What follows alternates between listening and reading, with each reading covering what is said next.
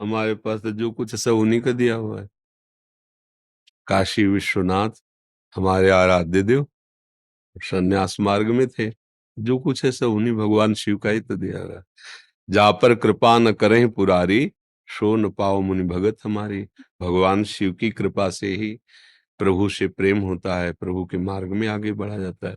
नरसिंह मेहता जी को भगवान शंकर ने ही रास में प्रवेश कराया।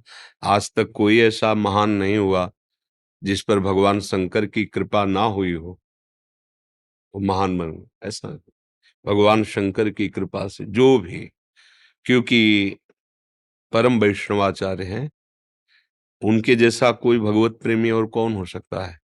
चरणामृत निरंतर धारण किए रहते। गंगा जी कौन है? हरि चरणामृत है ना। गांगम वारि मनोहारि मुरारि चरणच्युतम त्रिपुरारि शिरश्चारि। भगवान शंकर अपनी दृष्टि से भी गंगा जी को रोक सकते थे। जब गंगा जी प्रसन्न हुई भगीरथ जी ने, तो उनका ऐसे चलूंगी तो सीधे रसातल पहुंच जाऊंगी, बीच में मुझे रोकने वाला कोई चाहिए।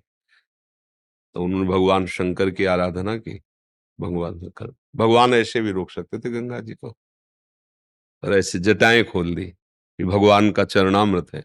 हाँ, बांध लिया। जटा कटा संभ्रमम भ्रमण निलंप निर्जरी विलोलवि चिवल्लरी विराजमान मूर्धन। भूल गई कहां से निकलूं, जटा में विचार किया था कैसे रोकेंगे महादेव, क्योंकि बड़े वेग से आ रही थी ना गंगा। जटाह रूपी कटाह में गंगा जी भूल गई, जटा रूपी ऐसे भ्रमित हो। एक जटा खोली, 3 स्वरूप प्रकट हुए। अलकनंदा, मंदाकिनी और भागीरथी जिन्हें कहा जाता। भागीरथी मृत्यु लोक में, अलकनंदा ऊपर देवलोक में, और जो मंदाकिनी है वो नीचे, 3 जगह प्रवाहित। भगवान शिव बहुत प्रेमी है। वो जब अपने जन पर कृपा करते हैं तो हरि भक्ति प्रदान।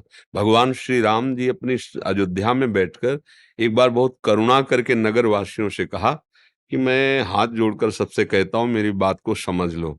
औरौ एक गुपुत मत, सबई कहो कर जोर, शंकर भजन बिना नर, भगति न पावे मोर।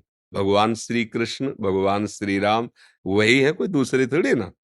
कह रहे बिना भगवान शंकर की भजन वृत्ति के कोई मेरा प्रेम मेरी भक्ति नहीं प्राप्त। शिवद्रोही मम दास कहावा, सो नर मोहि सपने नहीं भावा। तो इसमें तो कोई आश्चर्य या प्रश्न बनना ही नहीं है। भगवान शंकर को जब हम ऐसे करके पूछ सकते हैं, नहीं, अपने अंगूठे को लिंगाकार करके हम जल चढ़ा सकते हैं पूजन कर, या बालू का ऐसे बना सकते हैं, तो किसी को भी हम शिव मानकर पूजा करें तो उसमें हमारी भावना थोड़ी बिगड़ जाएगी। वस्तुतः भावना पुष्ट ही होगी, क्योंकि सब में वही शिव तत्व विराजमान है। चाहे उसे भगवान कहो, चाहे उसे हरि कहो, चाहे शिव कहो, नाम अलग है, रूप विविध है, तत्व एक है। समझ पा रहे हैं आप? एक बार श्री एकनाथ जी महाराज, महाराष्ट्र के बहुत बड़े संत हैं, बड़ी महिमा गाई गई रामेश्वर जी की। अगर गंगोत्री से लाके और रामेश्वर जी में चढ़ावे तो सीधे परम धाम का वो अधिकारी हो जाता है। प्राय भक्त लोग ऐसा करते हैं, तो वो भी भक्त मंडली के साथ महाराष्ट्र से गंगा जल लाकर रामेश्वर जी चढ़ाने जा। रामेश्वर जी के नजदीक ही पहुंच गए थे तो देखा एक पशु गधा ऐसे जबान निकाले तड़प रहा है। दिखाई दे रहा था कि प्यास से ऐसा। नजदीक गए तो सबने रोका भी, उनकी भावना समझ गए। अरे इतनी दूर से पैदल गंगा जल लाए हो, तो रामेश्वर जी तो 4 कदम में है, तो मतलब आप गधे को किसी की नहीं सुना। गए, गोद में ऐसे सर रखा, सब चले गए गंगा जल चढ़ाने। पूरा गंगा जल ही जो थी पिला दे। तो वहां जानते हो, वो वहां मूर्ति में जल चढ़ाए थे, यहाँ रामेश्वर साक्षात प्रकट हो गए।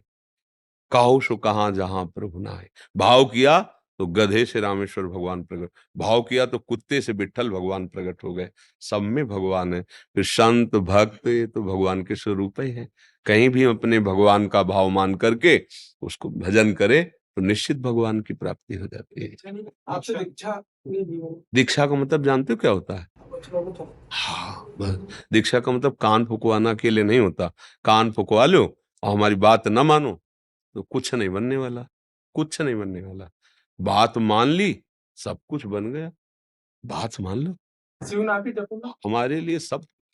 हम देखो कभी, चूंकि जहां से यात्रा हमारी करवा के लाए गए हैं ना, तो ऐसे शम से आए गए हैं, सम से मुझे कुछ अलग नहीं है आज तक, अभी तक, आगे भगवान जाने, किसी भी ग्रंथ पंथ धर्म इतना भी मुझे अलग नहीं लगा। हाँ, ना समझ के कुमार्गगामी बनकर अपने धर्म को बदनाम करो, वो बात तुम्हारी अलग है। लेकिन महापुरुषों के, किसी भी संप्रदाय के, किसी भी धर्म के, ऊंची कोटि के महापुरुषों के जो वचन है, आप उनको पढ़ के देखो, एक मिलेंगे, एक। बीच में जो अपने लोग अपनी मानसिकता को थोप करके, वो बात अलग है।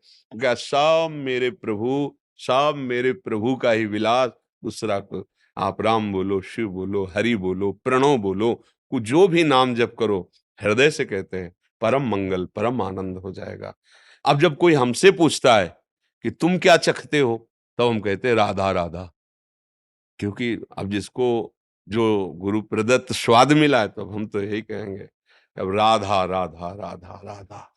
अच्छा, भगवान शिव के अनन्य उपासक थे, तो हम उसे ऐसे देखते हैं ना, कि जैसे माता पिता के घर में लड़की खा पी के स्वस्थ सुंदर रूप, पढ़ाई लिखाई, अब पिता ने पाणी ग्रहण करा दिया, तो बोले रोज अटैची लिए अगर वो घर है, तो पिता डांटेगा, ले डांटेगा, "हट, अपने पति के साथ आप पति के अनुकूल रहे, डांटेगा"। तो हमारे माता पिता भगवान शिव ने मुझे राधावर प्रदान कर दिए हैं। अब अनन्य भाव से अपने राधावर को रिझाएंगे, तो हमारे माता पिता खुश हो जाएंगे। समझ गए ना? हाँ, वैसे देखिए।